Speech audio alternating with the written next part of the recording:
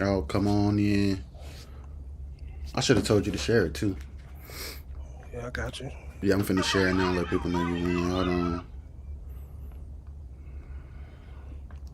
Come on in, Saints.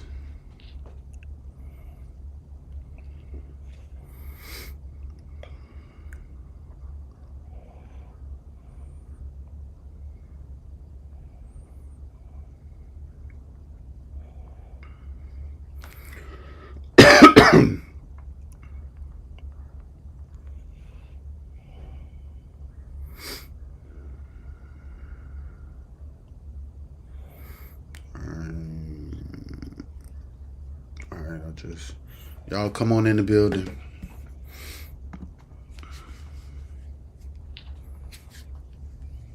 Good evening, Julia. You can see the comments too, right? Yes, sir. Yes, Okay, sir. just in case Yeah. somebody want to talk to us. Yes, sir. Y'all come in. Jaleel, first I'm gonna start by introducing you and letting you, kind of let people know. So y'all, we got a special guest in the building, as y'all can see. There's no formalities. We ain't got no programs in there. But we got Jaleel Brown with us. How you doing, man? Man, I'm good, man. Appreciate it. Thank you for having me. Oh, absolutely, bro. Tell the people a little bit about who you are.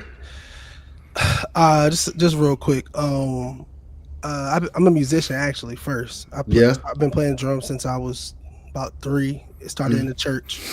Running back and forth with my parents on the weekends, going to different churches, filling in first and third, second and fourth. Drums and piano. Yeah. And so I did that for a while. Ended up going to Virginia State University to do marching band, but realized I really had more of an interest in the choir because they had like the full band set up. So there was a great drummer by the name of Chico Wiley, who was the drummer. He was older. He wasn't a student, but he was staff for the choir. Hmm. And man, I sit under him for like 4 years, just being an equipment manager, learning music, learning how to work with the band, preparing things of that nature. So I did that for like 3 or 4 years, filled in a couple times when he wasn't there.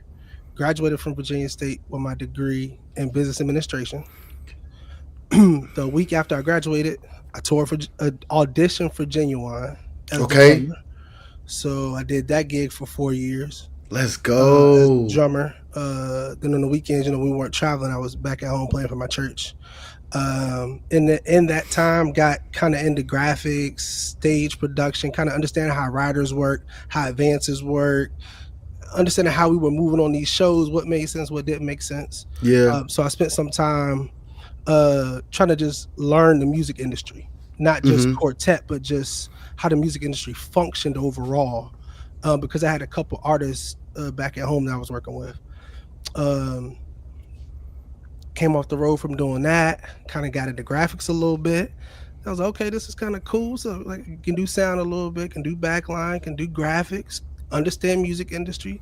How can I start putting all this together? So I started working with different promoters, working with different artists. I have a group, Faithful Connection, that's out of Fredericksburg. And we're one of those groups that I think we're a professional group, but we choose to sing locally and regionally, and we're cool with that. My lead singer is a pastor. I have 3 ministers of music in my group. I have 2 MDs in my group, and we're cool with a go Saturday or go Sunday. Like we don't have to sing Friday, Saturday, Sunday, Thursday, Monday. We don't have to do all that. We don't have to do that. But it works for us. We set our prices where we're comfortable. We have music out. We've been nominated for various awards, Rhythm of Gospel, Stellar. Now, like we're cool where we are. But Yeah. I also have another group, Burkhead Library, that I manage. But I'm also on the management team for Loving Sisters, Okay. Joy Quartet, and New Vision, Let's which go. those are groups that uh, want to travel. So the things that I have learned about understanding pricing and moving and booking and getting them at churches on Sunday morning, it's easier to do with those groups because I understand what the long term goals are. Goals are And, yes. and so all those things that I've been able to experience, filling in for groups on the road, helping out different artists with different little things, whether it's EPKs, whether it's A&R, whether it's marketing and promotion, whether it's stage managing, whether it's event planning, whether it's liaison between artists and venues. Because a lot of times promoters know, like, they want to have an event, but they can't explain to the venues what type of electrical, what type of time is needed to make sure the sound gets there, make sure the decorations or props, or they don't understand those parts. So I've been the go between for several promoters in those spaces, and not just gospel. So I've been hired to go do Southern Soul shows. I've been hired to go do R&B shows. I've been hired to do rap shows. But just shows like being diverse in the industry overall kind of makes you a selling point to share with different audiences the different skills and knowledge. And I think I'll end here. Probably the biggest artist that I work with is Pastor John P. Key on his executive team as A&R. So all the flyers you've seen for the rehearsal that just happened last weekend, we've been in the woodshed, at nighttime trying to put flyers together and VIP conference and helping him and our Sheila with tours and dates and hosting auditions and reaching out to venues and so to see Pastor Key work ethic, I tell every artist, any artist that hits me up, I'm an open book. But I tell everybody, I will never work harder than the artist because I'm not out there. So I'm in the back. I'm behind the scenes. I don't mind helping. I don't mind giving any information that I have, but I'm just not willing to work harder than the name of the person that's on the group. And so watching him has really shifted my mindset about how artistry works because I've seen it in action. Which is a good point because, Jaleel, I don't think, and I'm gonna get to the post that I posted. I posted 2 posts today that we're gonna unpack. So this is a perfect place. I don't think artists understand how hard they have to work in today's time. Yeah. There ain't no machine that's gonna save you. There ain't no promoter that's gonna save you. It's like all of the help that you're going to get in 2025 and beyond are branches on your work ethic tree. Correct. Right. And I hold on. Matter of fact, I'm gonna just go straight to it, bro. Right. And then you let me know what you think about it. Okay. All right. All right. So hold on. All right. So this is the post I put. I said Quartet groups. The day of gatekeepers is over. Promoters will not advance your career. Your success is 100% your responsibility. Good music, good content, consistency, and a brand that people connect to. If you don't have those things, building a career is going to be frustrating. Show turnouts aren't going to get better until the artists build a following and a demand. People don't show up just for music anymore. We live in an era where if you don't connect if they don't connect with your brand, people aren't showing up. Put in the work to serve and you'll see things change. He said a lot. So should we break it down into pieces? Yeah, I think we're gonna have to. All right, let's break it down into pieces. The first piece, the day of gatekeepers is over. Promoters will not advance your career. Your success is 100% your responsibility. So what are your thoughts on gatekeepers? I do agree. I don't think they exist like they used to because the information is so readily available. So back in the day, like the younger groups were looking to the older groups, but as the ones that were younger are a little older, but we're not quite old. Like we realized, like they honestly didn't know that much. You know what I'm saying? It's not a disrespect thing. It's a wow. They just didn't know because I think it was like 4 of us on the call last night for a long time. We were talking about like, labels want to win for labels, so they're not going to be in the artist's favor. Nope. So if you're looking to have some sort of leverage, then you gotta have something that they want that they can't give you. So it's not an equal transaction, and that's where I feel like that's where we, especially in Quartet, have kind of failed because we don't understand our leveraging power. So then when we go to the table, we're asking for something, and now you're like, nah, I don't like how this looks, or them percentages too high. But we don't have nothing to counter because we don't understand our artistry. And so I think oftentimes, when we look at gatekeepers and how AI is advancing and technology and all of these different tools and resources and classes and seminars that are not gospel based. I studied with Mr. Henry Harris. Um, he's out of DC with the Excellence in Music Academy.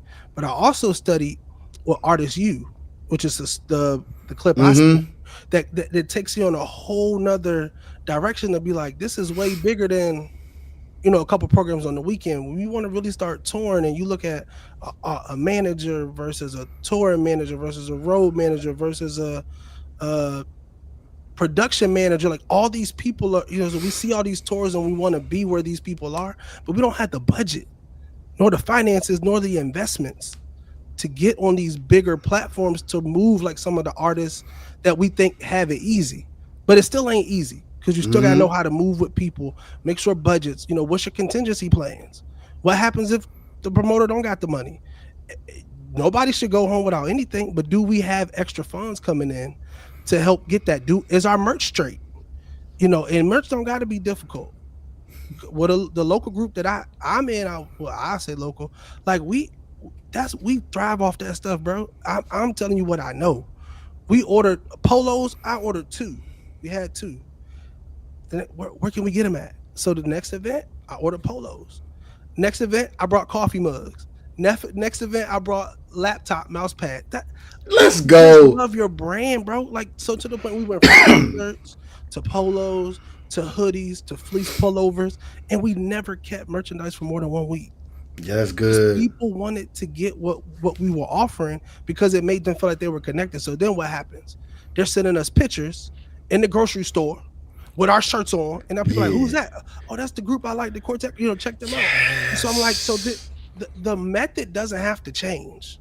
We just have to be willing to have funds to invest in some of these ways to continuously make money other than the CD.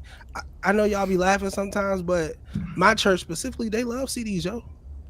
They love CD, like literally, they love CDs. Every artist that come, they're like, "Can you please sell some to the bookstore?" We have a bookstore at our church. Like, can you sell them there? Because I don't got it this week, but and so I always tell artists, I was like, if you had the right connections, your CDs don't have to be that expensive.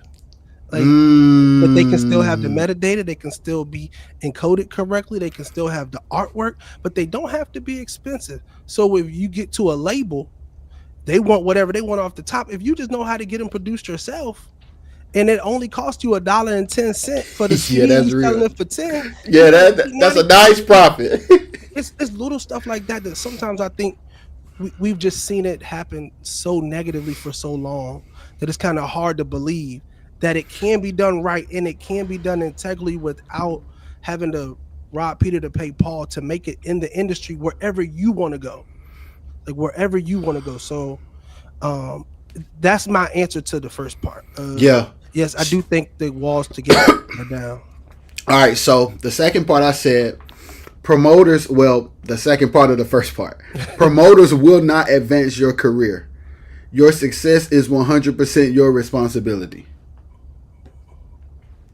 I agree. I argued that point last night to my industry friends. We was arguing, and they was like, nah, label this. I said, yeah, listen, I don't care how you slice this. They're not gonna do the work for you. They're not. No. They're not gonna do the work for you. So, um, yeah, and we was going back and forth for so long, and I was like, bro, So what was their point? What were they trying to argue? one of them wanted to go with the label to help their artists get out there, and I Okay. respect that, but he did not like the terms Mm-hmm. that the label presented. And I Mm-hmm. said, but what do you have to offer? You don't have the leverage to negotiate the Right. terms, Jaleel. Right. You don't have. People got to understand. It's like Yeah. because at the end of the day, the labels are not. The labels aren't looking at your talent to determine the terms. Correct. Correct. They're looking at, okay, how are we gonna make this money back? Right. And if they ain't moving, much, but they got a little local following, we'll sign them, but we gotta own everything.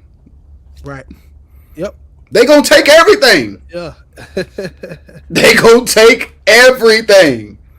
And I don't really think when you say like promoters advancing your career, I never really looked at it like that.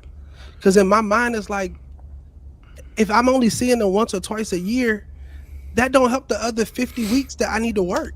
Like, and there's not enough promoters that would make me the headliner every week to then put me, to put me on that level, right? So then when you look at artists like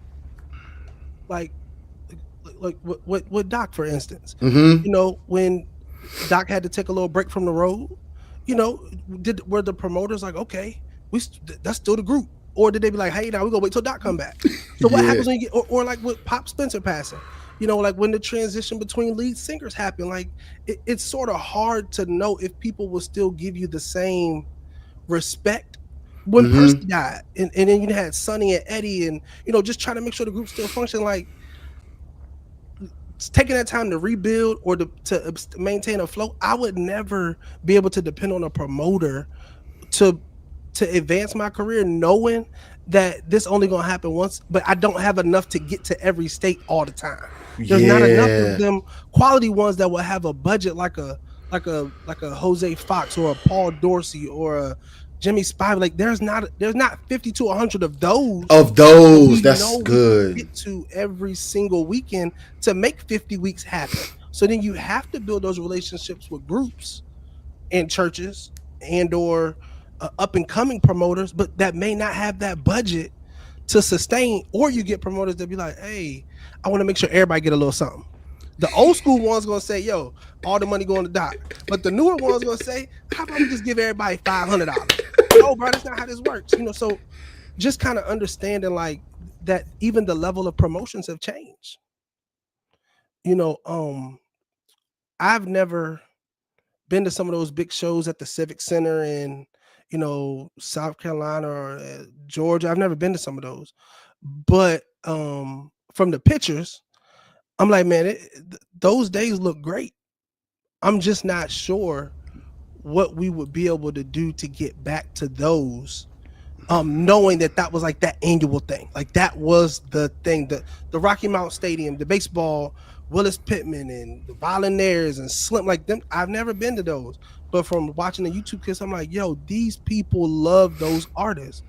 But some of the things we can look at, they came in tour buses, so we wasn't looking to see if they was going to come. We knew the artist was here when the bus pulled up.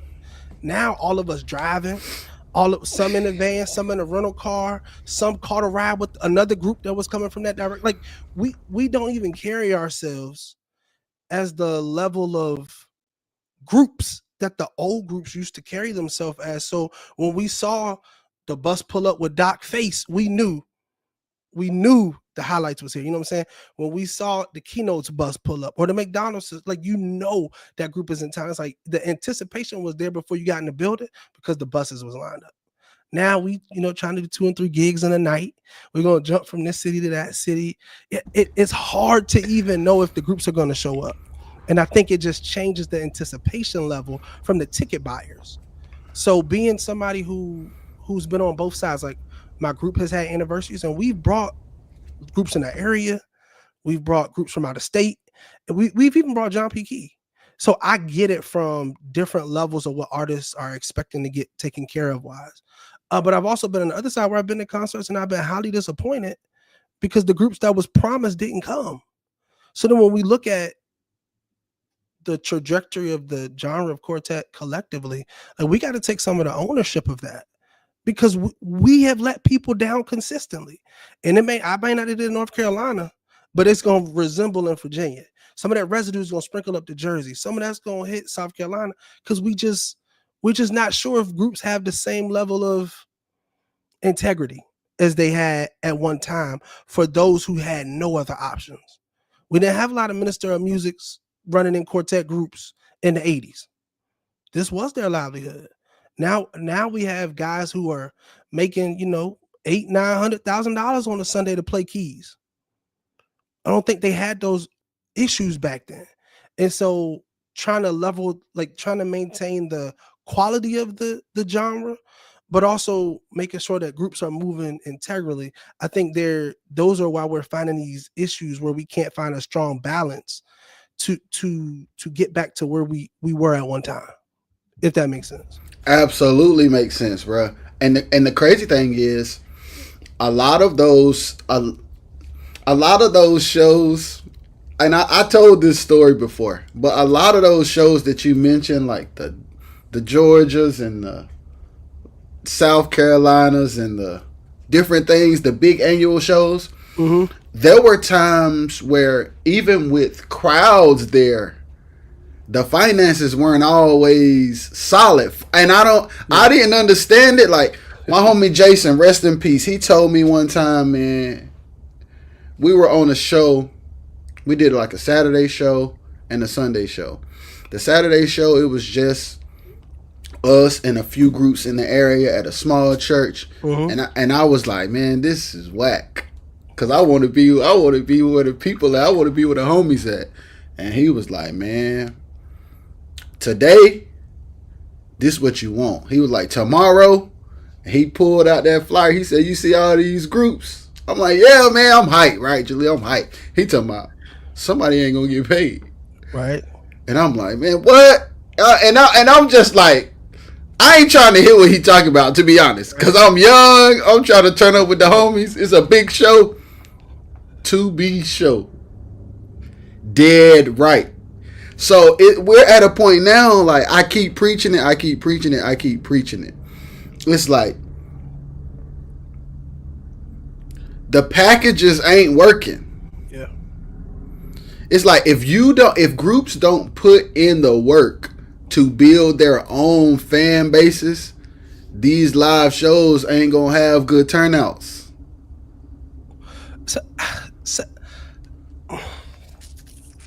So I I feel like I live in so I'm in the DMV, right? Okay.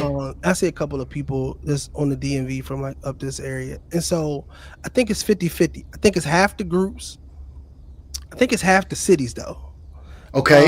For instance, like in the Carolinas, you can run 3 or 4 shows in the weekend and they all do decent. Like everybody will get paid, whatever. But every city can't do that. So if you're trying to bring what you see in the Carolinas that are like, yo, we can bring, you know, you can be in, and I'm hypothetically saying this.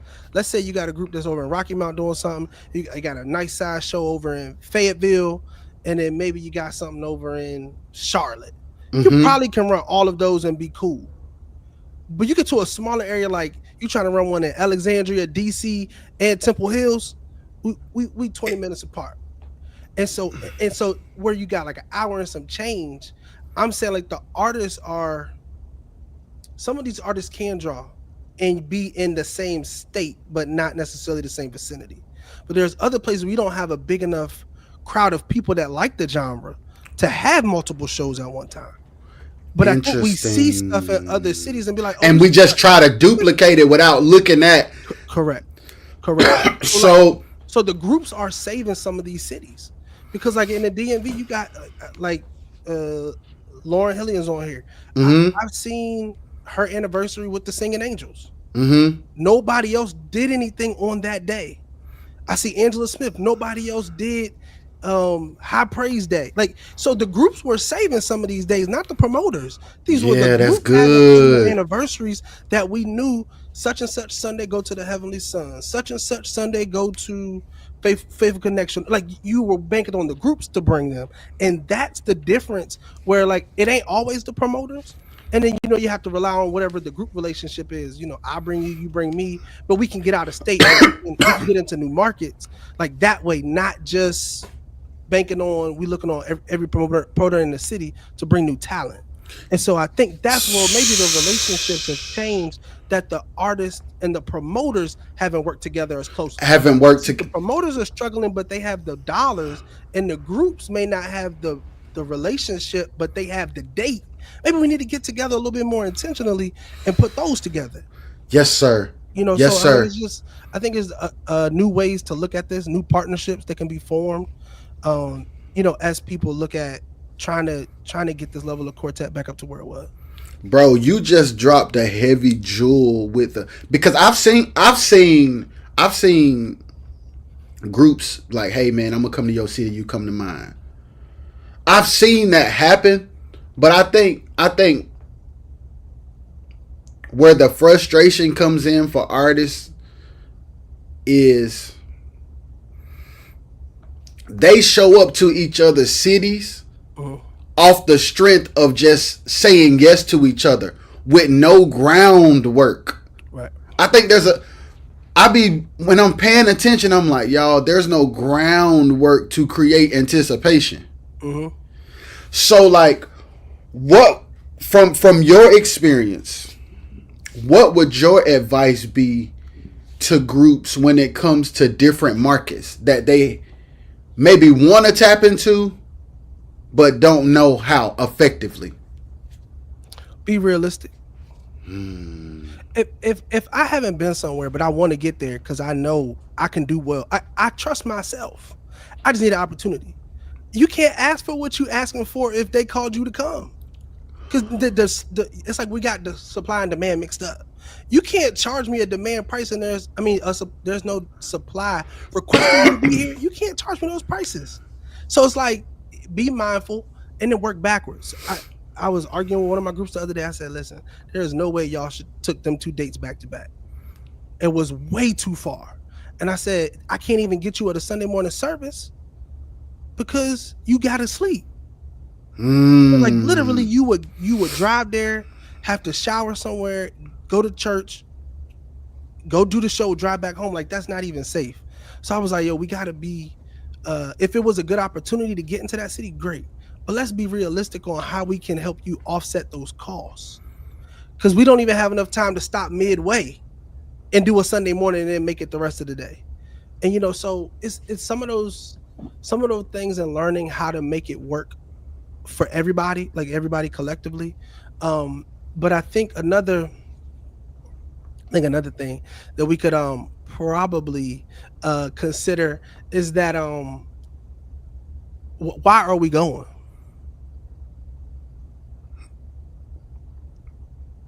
I ask groups all the time. Nobody can give me the why. They just took it because somebody called. And I'm looking at like, have y'all strategically looked at your calendar? Did you realize you in that same area 3 times over the next 7-8 weeks? So then we'll blame it on the promoter on the back end and be like, but we keep coming over and over and over and over and over. You know what I'm saying? Like, and I get it. Like, I get we want to get booked, but also I'm like, hey, it may be our fault. Like it may be part of us accepting too many in the same area. So now people are like, they'll be here. Well, I'll catch them the next time, or I'll catch them the next time, or I'll catch them the next time. And so the drive to hear your group gets low. It's just not fun and exciting no more. So now we're working twice as hard trying to get our brand up and awareness of our artistry to a certain level, but we're working backwards because we just keep going to the same places over and over and over and over and over again. And then we're not consistent either. Explain that. Unpack that. I mean, some of us go with a different group every time. So I mean, it is. So we're not sure what group we're gonna get, and so we're not even sure we should come because we're not sure what group is gonna show up that day. Yo, Jaleel, and what's crazy is like, number one, the first thing you said is, what did you say that was important to me? I forgot, but it's so the groups, I really want to make sure I'm saying it because it's important. You said be realistic. Mm-hmm. Be realistic and don't overcharge, basically, right? Right. And here's the thing about that. Number one, you're absolutely right. But Jaleel, I think the problem that needs a solution is if you create other streams of income, right, you can go do that show for less and still make sure everybody get paid. Correct. So when it's time to do something for exposure in a new city that you don't have a demand in, if that gig is the only way y'all can get paid that weekend, right, you charging thinking I gotta pay my band, I gotta make sure my singer's straight. So from the perspective of them needing to get paid, the number makes sense. Right. But based on your lack of demand, the money, the amount don't make sense. So the solution to that problem is other streams of income. So that's where twofold. This is where having a label helps because they will help you form a team. So Mm-hmm. you won't be spending all your money on overhead every weekend. There's some funds set aside, but usually having some sort of management team or label, for instance, some of these events that are like you do for the radio stations aren't always compensated, but they have amazing turnouts. There's amazing sponsorship, connection, partnership opportunities. And so if there's no money there, but your guys still need to get taken care of, or you have to get fill-ins to help you cover those expenses for non-group members, then like where's that money at? But again, if we started setting something to the side, or when we was charging, we weren't paying everything out to the group. We had some money set aside. We could do these shows and be like, hey y'all, this is where we're trying to get to, and this is a key step to help us get in there. The other thing, you the first person I'm ever gonna say this live to, and people may not agree with me, but I'm confident in what I'm about to say. I'm very confident. I feel like if we really want to know who's drawing, who's popular, who got a following, that when you give your ticket stub, there should be a little note at the door, a little survey that says, what are the top 2 artists you here to see? Let's start keeping some tallies. Let's tally up at the thing, see who they came to see, because it may be the local groups is drawing more than the headliners. But we can't say who they're here to see because everybody got their phone out, everybody sharing, everybody up and clapping because the drive got good. And then when the headliner get up there, it's only 10 people left because we've been there for 6 hours. Everybody tired and there was no chicken. So I really want us to like honestly take a second and really feel like, yo, who are people coming to see? Like it's nothing wrong with asking. There's nothing wrong with a customer experience survey. I do that for work all the time. You need that data. Matter of fact, she said, so as promoters, how can they gauge the groups draw? Oh, how can they gauge what groups draw where? Do people have the data to know what areas groups draw in? The answer is no, they don't have the data. Yeah. That's the clear answer. Correct, because we don't use the data because we're not on tools like there's a 2 or 3 band apps that'll track where you're going. It'll show you how many fans you got there. These are free platforms. It just takes a little education, a little creating an account, but it literally shows you the fan bases in the city you're on or the city you're headed to. I was telling one of my artists the other day, they were talking about tapping into not festivals, but more like city rivalry vibes.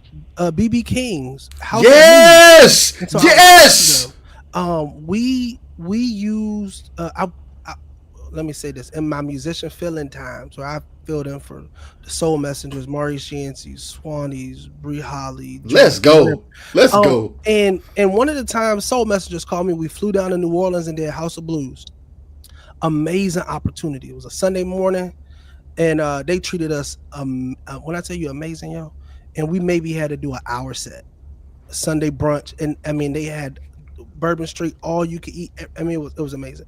And what I'm saying is like those opportunities propelled them into into new spaces. So now Yeah. they doing the Universal Soul Circus. They doing this, singing at mega churches.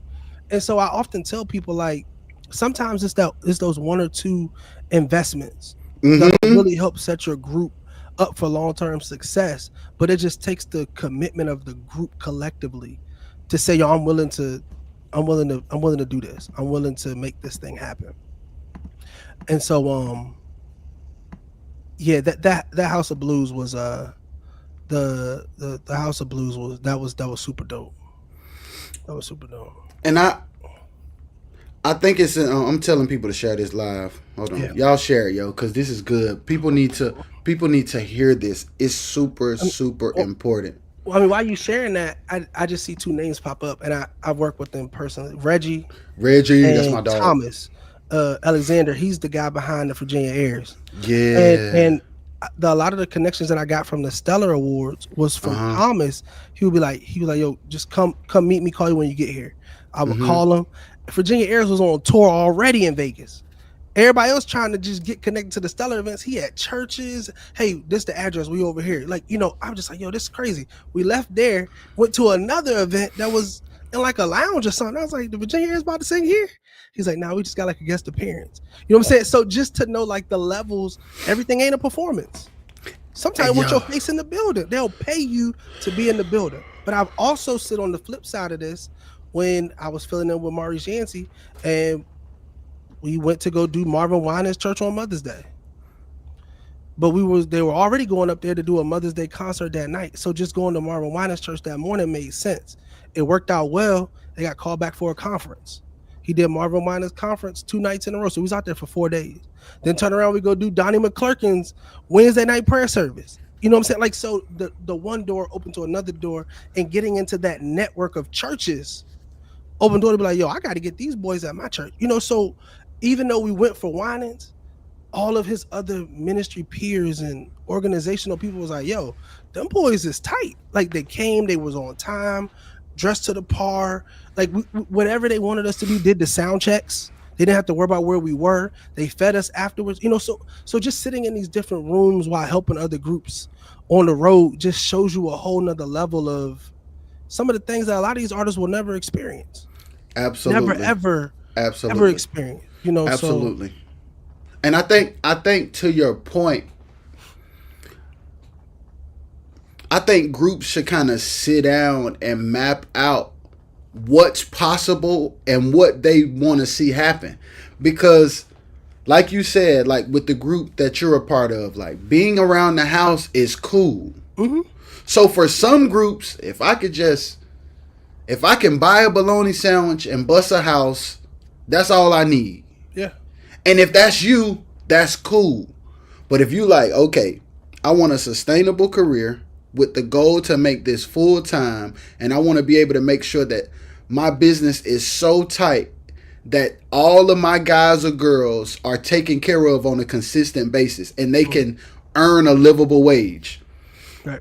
You have to think beyond the gig if you want to build a business that can sustain all of the group members and the band members. You have to. So different venues, different opportunities, relationships outside of the normal quartet bubble, all of that is necessary. Merch, looking for venues that ain't a hot church.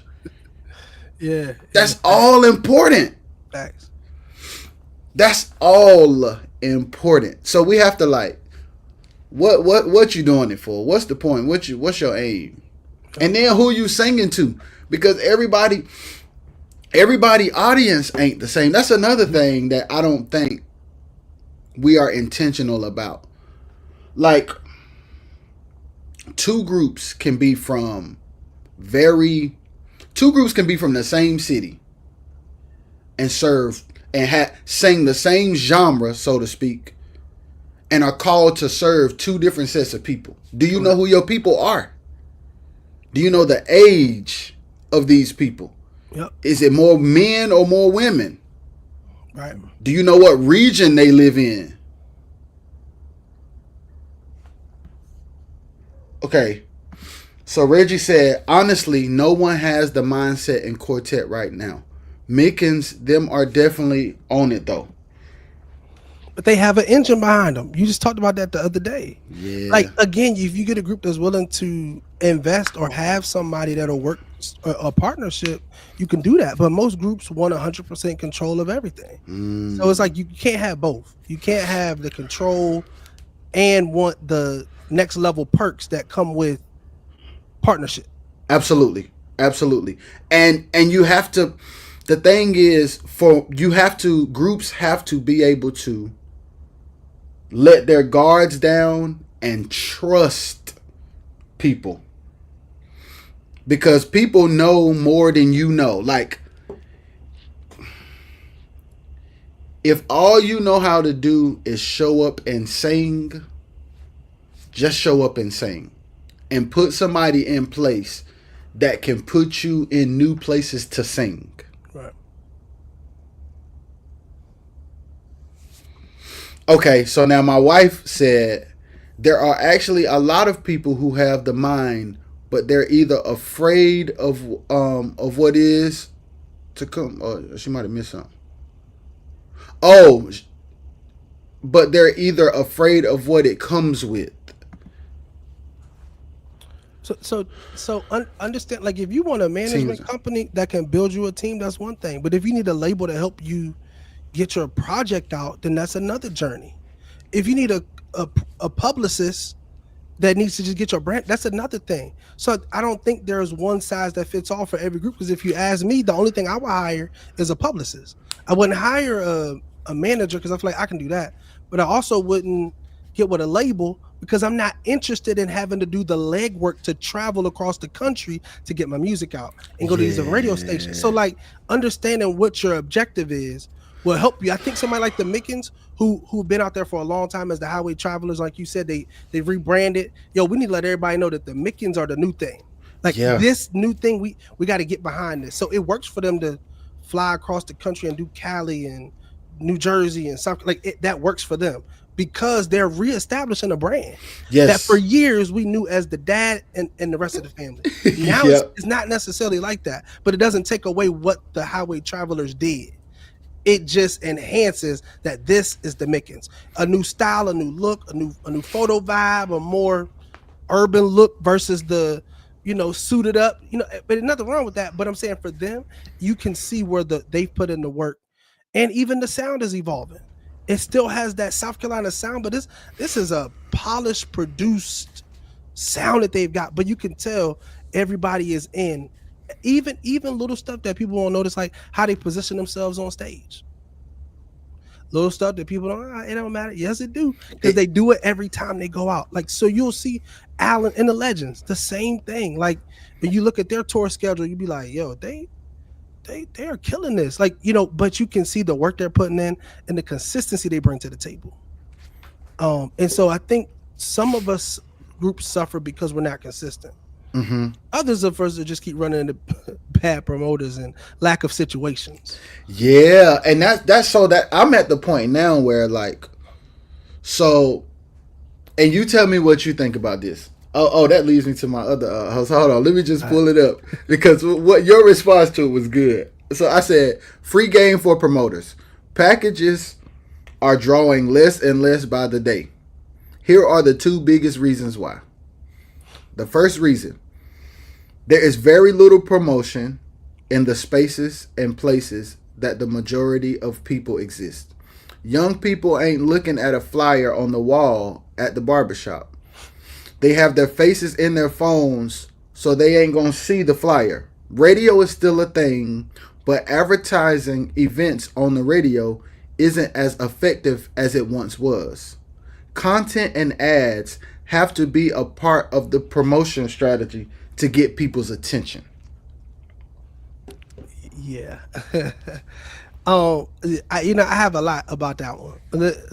I'm trying to keep my notes. Let me say this. I I think you have to know your city.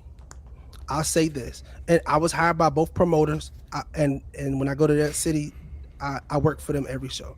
I'm just give you two examples. There was one show in Richmond where we had a packed house. It was only Mm-hmm. Maurice Yancey and Doc McKenzie. Over 1,000 people, $20 tickets. That's it. Nothing else. Packed house, same city. Months apart, nothing to do with each other. A different promoter had a concert that had my group, Sons of Faith, Ruby and the Girls, Legends, Blessed by Four, Men of Praise, Doc, Daryl McFadden, and Tim Rogers. Wasn't even 400 people there. So what I'm saying is, are we saying that Maurice and Doc is a bigger card than all them groups I just named you? Or is it the way the promoters attacked having this program? So, are you aware of the difference in promotion? Yeah, Break meaning like the it. The knowing about the two. yeah. Can you tell us what the difference was in promotion? So one of them, I think the promoters' names were different. I think there's levels to promoting, right? If you're a group having a show, we know this is we're celebrating the group. But if you don't have a group to underline this, it's based honestly all off the strength of the promoter. And there are some that in certain cities are like the upper echelon, and there are some that we feel like are coming out. We may go, we might not go. But the main difference that I saw, there's one dude, there's one of the shows. He gets out and does street teaming every event. It doesn't fail. He's like 80 something. But he got him a street team that goes to he's at every secular event, he's at every gospel event, he's at every church, he's at every he's texting people stuff. And so like I could just see that he didn't just rely on radio until like the end, like the last 3 weeks he go radio heavy. But for him, is boot, like they say boots on the ground, but he's literally flyers on cars, making sure people know. So he'll go to the comedy club, and if you live in Richmond, there's 8 to 10 huge venues that do concerts nightly. He's at all those events talking about his gospel show. But also, Richmond is an older city, so just marketing to the churches help tremendously. Being there when church is out. And so, like, having a strategy for, okay, who have church at 8, who have church at 9, who have church at 10, who have church at 11, and how can I get my 8 o'clock person to the end of the 10 o'clock service and the 9 o'clock person, and like, how can I move all these people to literally interact in the parking lot with these people at these churches for the next 6 months? So there's not enough energy put into promoting. Correct. And that's because that's where my post came from, the fact that I've seen it, Jaleel. People will slap a flyer on Facebook and call that the promotion of the concert. Yeah. Or take a little flyer about this big and slap it in a salon and be like, we promote it. Yeah. I'm like, man, ain't nobody gonna see that. Yeah. But now if you take a street team going out to every event and passing out flyers and talking to people at the church, that's why I was intrigued with your comment, because I'm like, yeah, the street team thing. But again, to your point, every time I've ever heard of street teams, it's only ever been in hip hop. Oh yeah. No, they do it in Richmond and gospel. Reggie just said the Virginia Airs pack out every anniversary, but again, their promotions start way in advance. I think that's the first time I might even seen Yancey and them was at one of the Virginia Airs anniversary with Lee Williams, Dot McKenzie, Tasha Cobb, Shirley Caesar. I was like, yo, this lineup is crazy. It was only like $30, and so you could just see, like, I felt the energy in Northern Virginia for what they was putting down in Virginia Beach. Wow. I was like, yo, if I feel this here and it's 2.5, 3 hours away, I was like, yo, I might have to sacrifice that trip to get down where they are, because this is the thing that seems to be the talk of this particular region. Yeah, that's good, bro. And so, I mean, like I said, I think the energy to the concert, it costs to have a street team, right? Because it's one thing to hire somebody to make a flyer and then I post it online, that's free. I posted my page. It's different when you need to hire people from your street team and hire somebody to get these flyers. So, it may cost you, $300-400 for 10,000 4x6 club flyers. More money, that needs to be added to the overall budget. So then, but by the time this happens, you've already decided what your expenses are. We rushed to get the flyer out, but we really ain't sit down and do an expense report.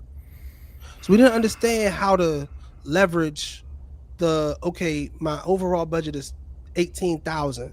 So my ticket price with a venue that's got 750 seats needs to be here, but how do I break down each ticket? And those are some of the things on the secular side I got to experience. Torben Jones like, okay, so this is how y'all breaking the ticket. The only part of this ticket that's going to the artist is 20%. When Quartet, we giving the artist 80% of everything from the door. That ain't how this works. But again, we just perish for a lack of knowledge, right? So I think some of it is learning and some of it is just being humble enough to ask. Like, hey, can you help me put together an Excel sheet or a budget for my album? Can you help me put a budget together for my upcoming concert? Can you help me put a budget for my CD release? Help can be free. And if you know how to use ChatGPT and prompt, you can ask them to do it for you too, and they'll give you at least a rough start. Yeah. But I mean, like, literally just asking people, And I think sometimes we're just afraid to ask for help. And I'll be the first one to say, when it was time for me to drive with Mari Jancy, Reggie was always in the front seat. And I'd be like, bro, how do we get better attire on stage? Like, how do y'all come up with a look for clothes? Like, I didn't have the answers and I wasn't out front, but I was intrigued at the consistency them boys had when they hit the floor every week. And so it was sort of like, yo, this is what I do, and these are some of the other groups I help. Yo, I had no idea you was helping other people. So I'm just saying, like, sometimes when we don't ask, the answer is really on the other side of our ask. So in your experience, because I want to help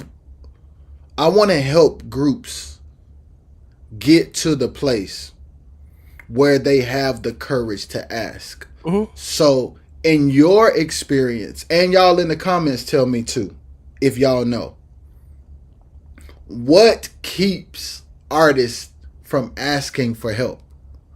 Mm. What do you think it is that keeps artists like hesitating?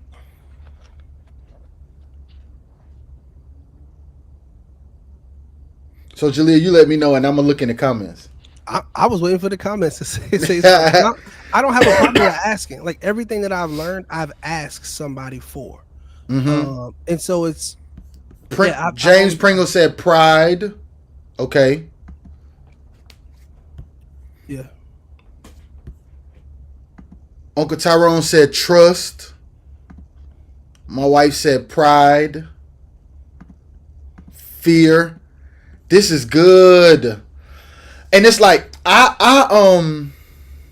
y'all keep commenting because I want to understand the pride part. I want to understand what the pride is. Okay. Many artists are just artists. They don't have business acumen, don't know where to get started, and don't want to look stupid. So they stay quiet. My wife said afraid of no.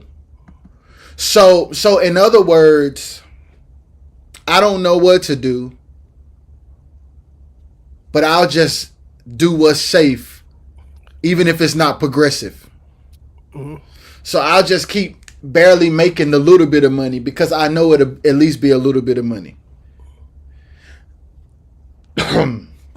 Also, I think we have, Jaleel, in my experience, just talking to different people from different walks of life, whether they be musician, producer, artist.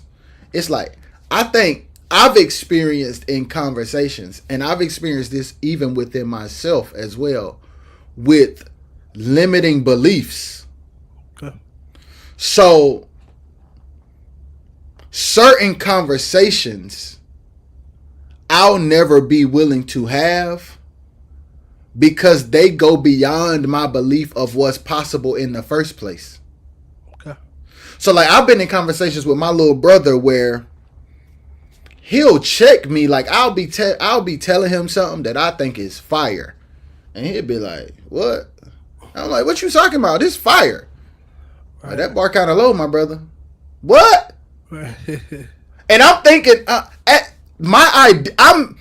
in my head and in my heart, what I'm saying to him is maxed out, Jaleel. Mm-hmm.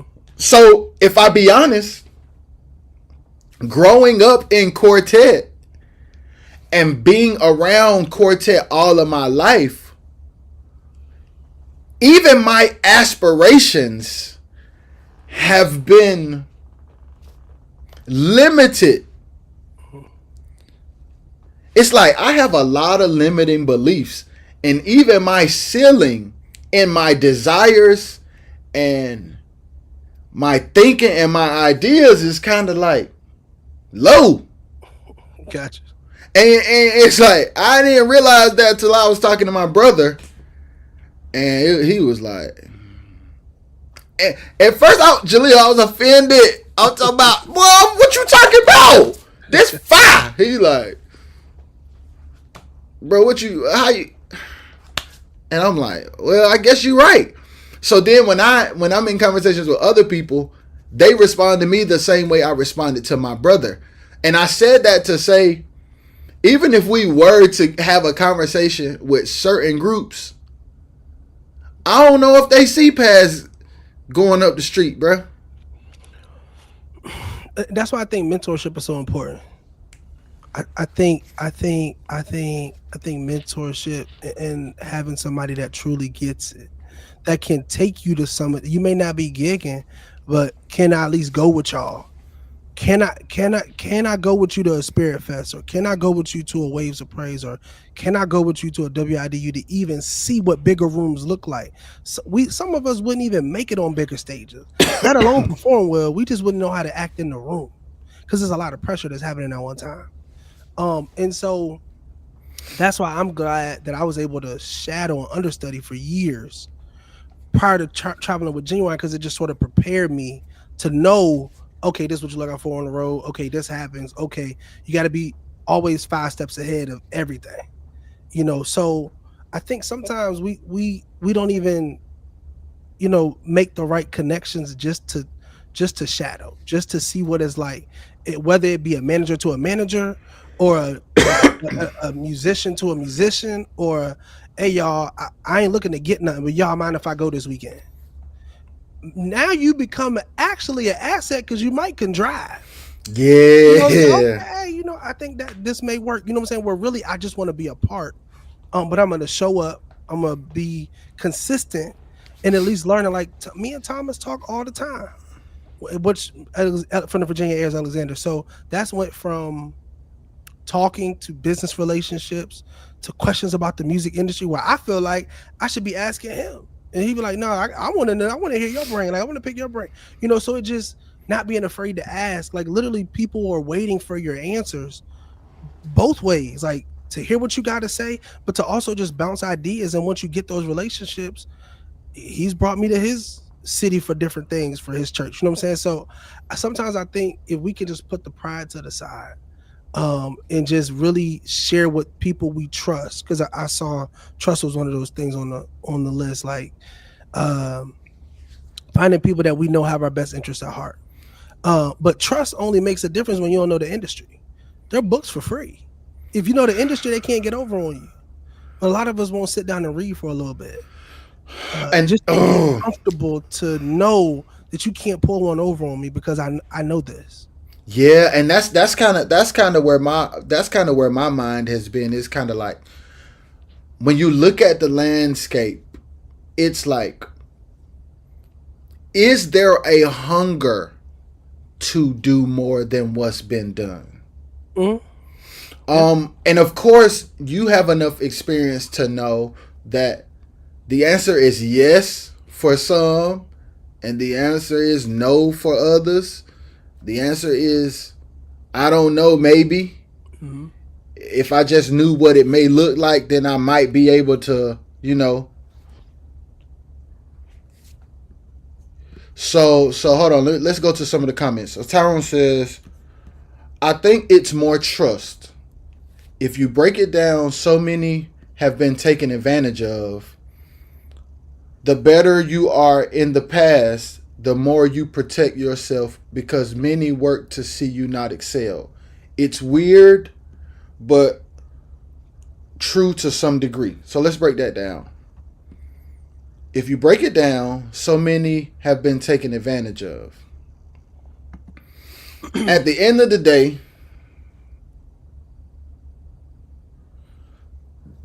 the biggest thing about any artist being taken advantage of most of the time is labels. Most of the time when you get screwed, it's by labels. But the thing is, it's like, the more I learn, the more I study, the more I talk to people like yourself and other people, I'm like, man, we don't be having the leverage to go into any situation that is in our favor. We don't be having the numbers. We don't be having the infrastructure. We don't be having the knowledge. So it's like, at some point, it's like, I don't know what it'll take for artists to trust, but it's like you know the results of what you doing now. Right. And here's my plea, Jaleel. Here's where I get frustrated and agitated and start like fighting for people. The problem with that comfort that bothers me is when artists get mad at people who don't want to stay there with them. Like, if you're cool with where you are, don't bash musicians who ain't gonna keep playing for you. Cause they see we in a rat race. They see we on a hamster wheel. And if young musicians and singers with goals, dreams, ambitions, and families, once they realize, oh, okay, this it right here, they gonna quit. They gonna quit. So my thing is, like my Uncle Tyrone said, okay, yeah, you may have trust issues, you may be taking advantage, you may have gotten taken advantage of in the past. But you also know where you at right now.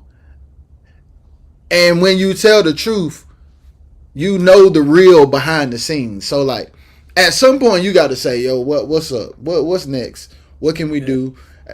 I'm gonna start this platform, this conversation. People who didn't know Jaleel Brown, call them, inbox them, text them, something. Like, you got to get to a place where you like, if it's only one person, Jaleel, I'm gonna go a step further. It's a lot of people like you and I that's in groups right now, and the lead singer just treat him like he's just a musician. No, he really the key to the key to unlocking the door for real. I mean, I was there too, though.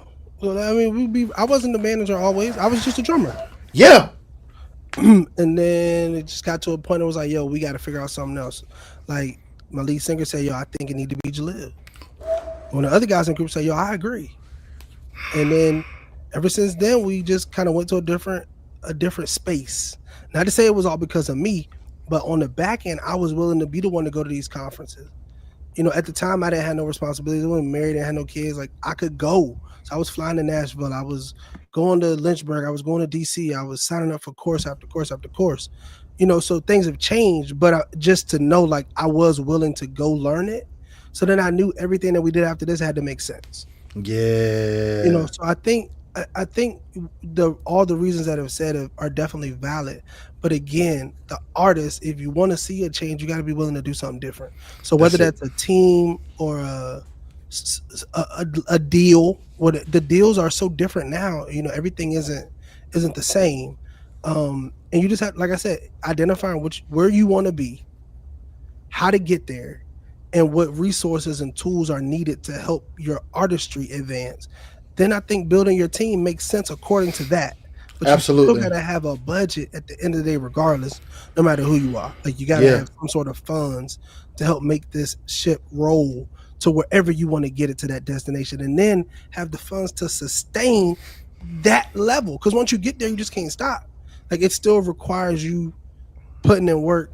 And I think what's crazy to me is, like, as many of y'all as on Instagram and Facebook and YouTube and TikTok, man, and y'all not using the analytics on these pages are crazy to me. There's whole professional mode. So I argue with groups. They be like, we sent you a friend request. I don't answer friend requests from group pages. You can ask Lachelle, you can ask anybody. I said, because there's artist pages for that. So if you send me an artist to like your page, I absolutely like it. But I'm not accepting your friend request because that's not what it's made for. And the algorithms are not the same. So yes, you will get more views if you send me a friend request, but you can't tell me the analytics if I say I can get you a sponsorship, but I need you to have 5,000 people that are the ages of 18 to 35 in 2 cities. You can't find it on your personal page. And so it's little stuff that is available. We can talk sponsorship, we could talk partnership, we could talk festival, we can talk churches. I did it for my boys in 757. We went to a church. I said, man, we got a great following in New York, and we got 3 shows. Can we come hang out with y'all church Sunday morning? Absolutely. Fed us, took care of us, gave us the offer. You know what I'm saying? Like they did this stuff, but I was able to plead my case based off the numbers on our artist page. And so I think sometimes we don't even realize all the funds that are available on our artist page, like subscriptions, Patreons. There are so many ways for people to make funds on a consistent basis that requires content, and all of it doesn't have to be polished. Sometimes people just want the real raw behind the scenes, like, this is the day in the life of the drummer of said group. This is a day in the life of the bass player of said group. Like, it's just what you're willing to share. But now you're like, I know them. So that's how people like the Beehives and the one you seen the Lotto video, I think that's how you say her name, about how she feels about the music industry. But what she had to start because the algorithms are off. And so like when we kind of understand that it's in our hands, we really got to start moving differently. And it's going to take time. It's going to be uncomfortable. And it's going to take a strategy, but it's very doable. Very doable. I agree, man. And the key to it though is, number one, knowing that you need somebody on the team that understands today's landscape. That's number one. You can't afford a whole team, but you need to start with one person that know the landscape. And two, it's like okay, let me take a deep breath.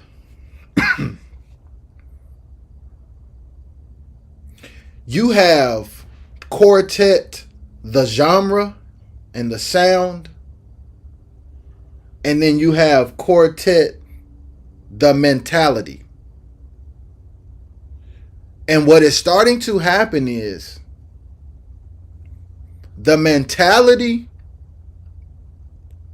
is getting in the way of magnifying the genre, the sound. It's like people all over the world love the sound, but the mentality is holding artists back from getting in the places and spaces of people that love the sound. So it's like, at some point, you got to be brave enough to say, it's not disrespectful for me to embrace this genre while reprogramming my brain. I'm a what they say, I'm a eat the meat and spit out the bones. The sound of it, the history, the rich history, all of that I'm going to keep. The soul, all of that I'm going to keep. But the way of thinking, if I want to grow, I got to shed it. And to some people who not ready to shed it, it's going to be problematic. Because if you ain't no chirper on the slab, willing to do whatever it take to bust a house, some people don't think you Quartet. Right. If you ain't down for the struggle, some people think you ain't authentic. But I'm like, y'all, we don't have to be struggling. Correct. To be, same thing with hip hop. It's like, y'all, we don't got to be drug dealers. We don't have to be shoot 'em up, bang, bang to be authentic hip hop artists. It's like, at some point, crime cannot be the only storyline of hip hop. It just can't. It's destructive. Same thing with Quartet. It's like, hey, bro, I'm going to push the sound, but I got to change my mind. Because if I don't change my mind, I'm not going to be interested in the stuff Jaleel talking about. Because he ain't talking about hitting the road and busting the house. You ain't saying nothing about none of them. It's like, hey, man, know your demographics, understand cities, partnerships, work with credible promoters, find other venues other than churches, make sure your merch right, make sure you know why you doing what you doing. Don't be in the same 10 to 20 mile radius 3 weeks in a row. Bruh, everything that it takes to grow is the opposite of what we've been doing for 10 years, bro. Right, right, It's like, and so at some point we just got to be like, all right, y'all, let's change the game, bro. Hold on, let's see what some of these comments say. So my wife, she's saying what I'm saying. Didn't you know?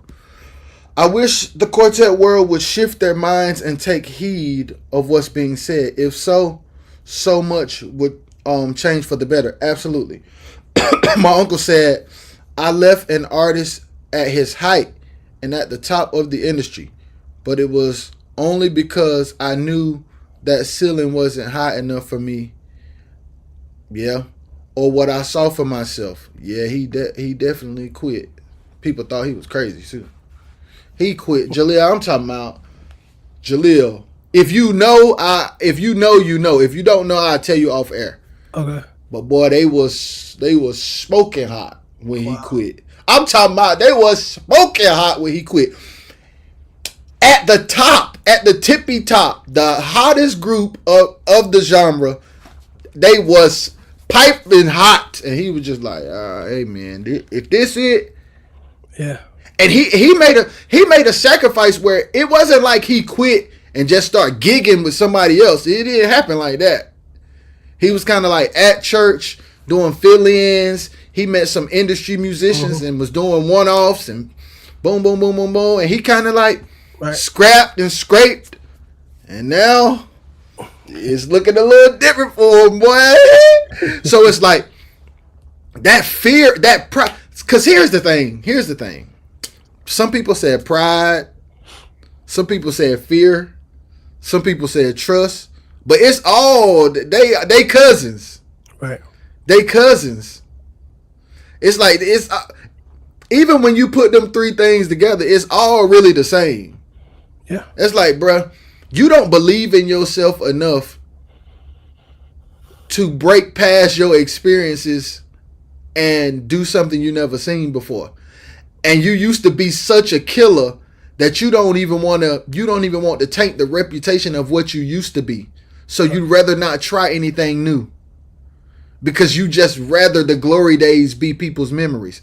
But I'm like, man, you got people's lives you got people wanting to ride with you and sacrifice and put gas in their cars and miss church services, and you don't want nothing else.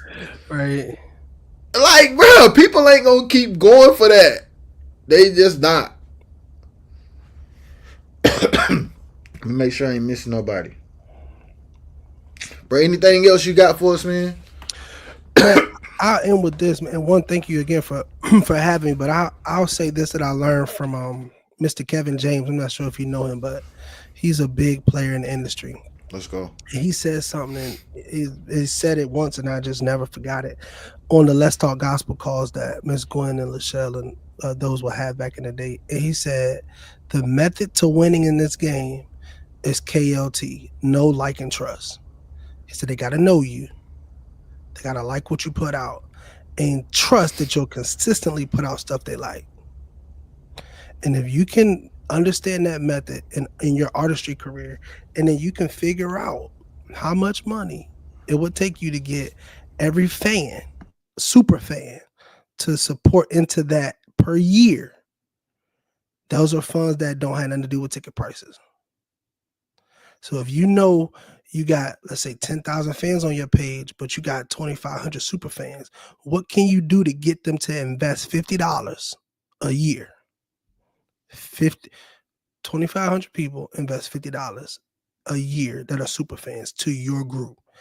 Figure out what that looks like and how to get that done through the know, like, and trust method. Once you get that, it's up from there. I wanted to do the math. That's $125,000 a year. From 1/4 of your fans. Know, like, and trust. They got to know you. And it's like, I said that on my post. It's like, Jaleel, as much as we love these groups, man, in the grand scheme of the world, don't nobody know them. Don't nobody know us. Right. It's 13 people on here. Right. Although I'm grateful for every single one of the 13 people, that's nobody compared to the world. Right. Right. Right. So like y'all, we have to like so to your point of know, like, and trust, it's like, what do we have to do for people to know us? And Jaleel, it's not just dropping a single and then posting available now graphic. They ain't finna know you from doing that. One of my artists is recording. They're doing a live in November, so they're in the studio. So I called him. I said, "Where the pictures at?" Then y'all go to the studio the other night. He was like, I only got a video." I said, "A video of what? We don't want the video. We need the prep. The prep." And I said, "This is where artists fail to learn, right? In the quartet, my choir, traditional, whatever, they'll say we're gonna call the publicist when the project done. Publicists get so mad. They was like, "Yo, no, you need to call us when you decided to record, so we can let people know that you got something anticipating is on the horizon, but we'll frame it right to just tell the story of why we're doing it." It's And then called a as we get rollout. closer, yo, I said, "Come on, y'all." Okay, so I told him, I said, "Hey, just from now on, when you go, just take pictures, invite people into the space, so then when it's time to say it's available, they're excited for the hard work you did." I said, "But we do it the reverse way sometimes, and when we get it done, we say, look, we done spent $20,000, we done got this, now just go download it. But we ain't really registered all the metadata, so we ain't tracking to see if we're on radio reports. We ain't seen if we're on iTunes. We ain't seeing if we got added to Pandora, which is a whole other process. Like, it's just steps to this, and sometimes I think we rush to see the end goal and miss steps 1 through 7, and we just enjoy what comes with 8 through 10 because our notifications go up." Yeah, and we're missing that opportunity, and for whatever reason, things have to change. Mhm. Because at the end of the day, I'm trying to think. I'm trying to think of a good example of what you're saying. Like, I'm trying to think of an artist who I've seen document the process. I've never really seen. Dang, I don't got no example, Jaleel, and that's not good. That shows how important it is. It's like in today's time, y'all, when you got Mariah Carey, when you got Lotto and Ice Spice, Mhm. when you got all these people pulling up to Kai's stream, Yeah. you got to be like, okay, guys, just dropping a song is not the wave. Like, how Kai as a streamer get to the point where he the main source of promotion? Yeah. Wait. So, and then and this how my brain worked. I'm like,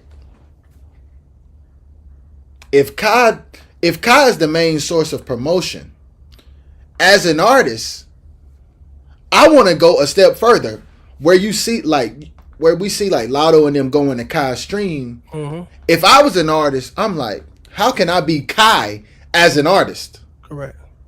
I don't want to be the artist that goes to Kai's platform.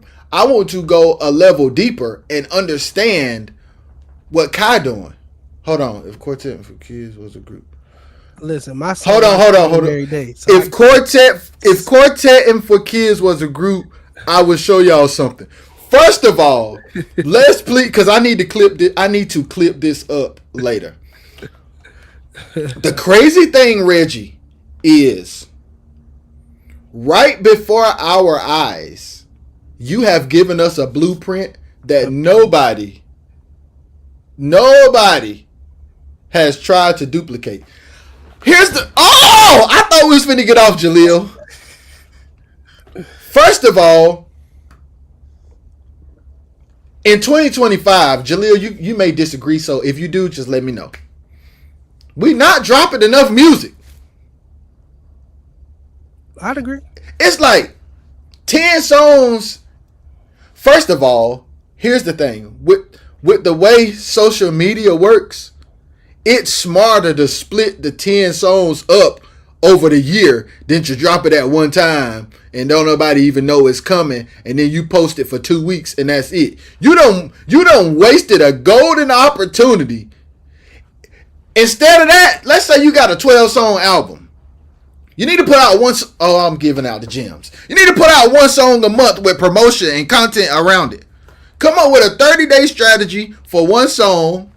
Yo, Reggie dropping every week, which means it is possible. It is possible. Reggie got a production team with musicians, mix engineers, got daggone cartoonists. Right.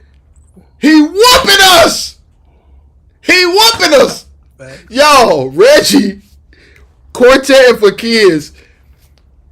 By now, see, Reggie, if I was a lead singer, bruh, I'd be like, yo, let's do what Reggie doing. Let's get our team together. Let's make sure it's a team that believe in the vision. Let's drop a song every week. Let's collab with people. I would literally copy Quartet for Kids. Let's make sure we got videos, drop it on YouTube. People can go stream it as soon as it drop. Yep. It's like, bruh, bing, bing, bing. So then it's like Jaleel, we get frustrated over here in our community, but it's like y'all ain't feeding the people, man. But take it a step further. If let's say we don't have because I feel like just knowing Reggie, his mind run all the time. He just eat, breathe, and sleep music and backgrounds and harmonies, and everybody don't have that, right? Let's just say we don't have that skill set. But if you got 12 songs, you can make 2 6-song EPs, which qualify for the Stellars. But if you really want to get to the Grammy and the Doves, those go by 3 to 5 year gaps. Not you don't got to do all at once. So while we're waiting for one, we can already be ahead of the game, dropping 2 in the Stellar cycle for 364 days. That's good. We dropping gems. You're working backwards. Break it up. So sometimes I feel like when we see, how did they get to the such and such, or how did they release strategically to know what award platforms they wanted to qualify for that would position their name to be on the ballot with artists of a different caliber. And that's where we miss sometimes because we just know one thing. And then it's like here's the thing, to piggyback off what you're saying. The thing that bothers me is how upset we get in the Quartet community when our music is not acknowledged on those ballots. I'm like, y'all not doing what y'all supposed to be doing, man. It's on us. We ain't. It's like you not no SAGMA member, or you wait till it's time to nominate to join. You done missed all the meetings. You done missed all the regional dinners, lunches, and conference calls and member benefit. We ain't got it, none of that until they said my artist can submit. We working. Bro, it's like it's too late. It's like you ain't been strategic. Hold on. Oh, this is good. I need to read this. The world loves the music. 70% of my fans ain't Quartet. Let me put it back. The world loves the music. 70% of my fans ain't Quartet. I can't say that enough, y'all. There is a whole lot of people out here. If they just knew groups existed, it would be a wrap. Mm-hmm. And I'm gonna tell you what really, really solidified it for me. When I saw the Hamiltones go viral over and over and over, I said, the sound is not the problem, and the art form is not the problem. Because we love to kind of be like, man, Quartet is a genre, it's a niche genre, man. Everybody ain't gonna get with it. It's like more people like it than you think. Yeah. Facts. They just only know about the clouds. Right. You ask somebody playing the Cantons on everybody's radio station Sunday morning. Memphis 1, Memphis 2 is what's getting. It's like at some point there was a disconnect between Quartet and the rest of the world, and it's like you could say, Jaleel, we hear this all the time, which it's probably true, and it could be partially true. You let me know if you know. I hear a lot of people say, well, radio used to be popular, but then Quartet used to be popular in radio, and then Quartet got blackballed. So then now Quartet's radio don't play Quartet music. And I'm kind of like, okay, I feel that. I feel you. But then I'm like, at the same time, it goes back to that word you've been saying a couple times, budget. It's like, are you blackballed, or do you not have a budget to get a song played? Right. Yep. I think it's budget, which goes back to strategy, because we thought this was an amazing song, but it wasn't amazing enough because we didn't have a big enough brand to take Kurt Franklin out of that spot, or Tasha Cobbs, or J.J. Harrison. Like, the song can be amazing. We still don't have the fan power to make a listener not turn their radio station when they play a Quartet song. And so I do agree Quartet probably has some struggles when it comes to like getting equal play. But think about it from the radio perspective. Their money comes from people that buy radio ads. So the only way it works for me is if the listeners stay on my station, because the sponsors are feeding those funds to my station. So I can't take a risk at just playing a Quartet song just because you thought you have a great song.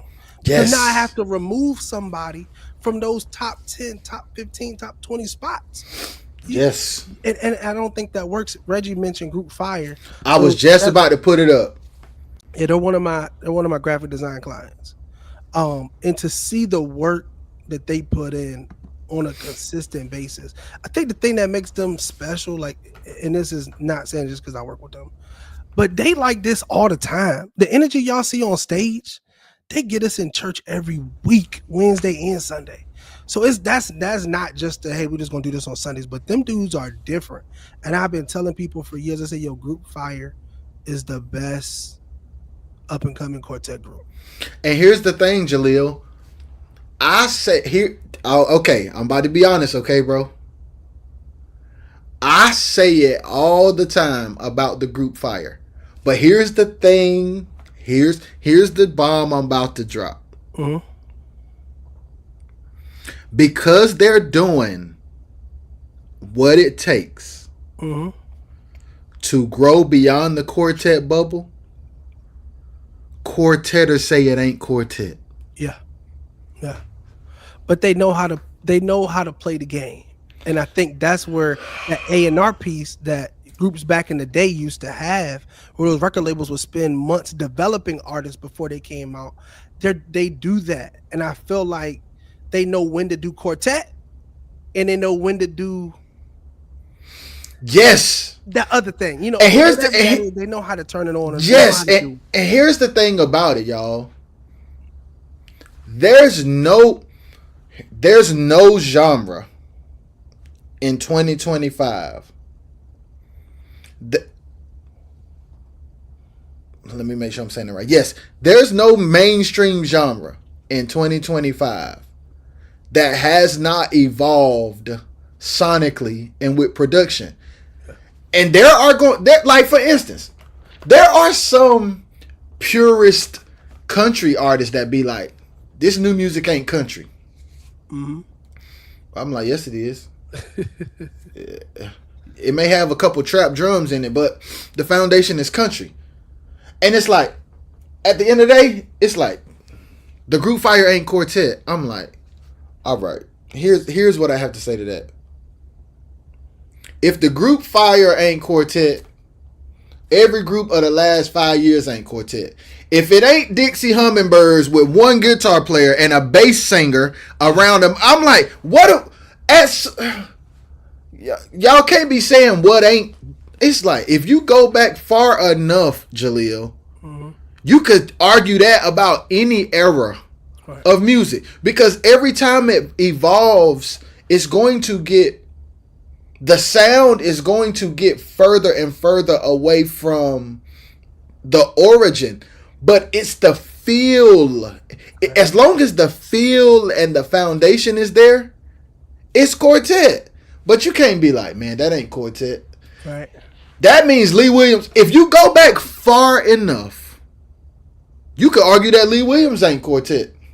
If you go back far enough to the origins of quartet music, just like some people like I've heard artists like say like, hey man, 90s R&B, that's real R&B. But it's like, if you go back to Otis Redding, Tank ain't real R&B. Chris Brown definitely ain't R&B. But you don't hear people saying, like, you feel what I'm saying? It's like we have to get to the place where we embrace the natural evolution that comes with time and technology and new minds and creativity. And it's like, we got to stop being like, if it ain't from 1980, it ain't Quartet. Yeah. Bruh, if my son start a group in 20 years, it's not going to sound like the Volunteers, bruh. And it shouldn't. As it shouldn't. It should evolve like everything else is going to evolve. And we get stuck behind so many times because we just be stubborn to change. But 100% it should evolve. It should change. I agree with you. But if you're looking for a blueprint, I think they're a great group to look after, to move differently, to get in different markets, to be on different and they're putting out content all the time. So whether it's just singing a quick video produced or making a music video in a fancy, performing arts center, like they give you all of that. And I think those are the things that kind of set them apart. So where you may not see them run on a show with Doc and the Cantons, they headlining their own shows and making what they want. So I just think if we just do a little research, look online, and be willing to shift our thought process, I think we could definitely see this thing make a shift. Absolutely, bro. Thank you so much, man. No, I appreciate you, man. It's been real, y'all. We out. Peace.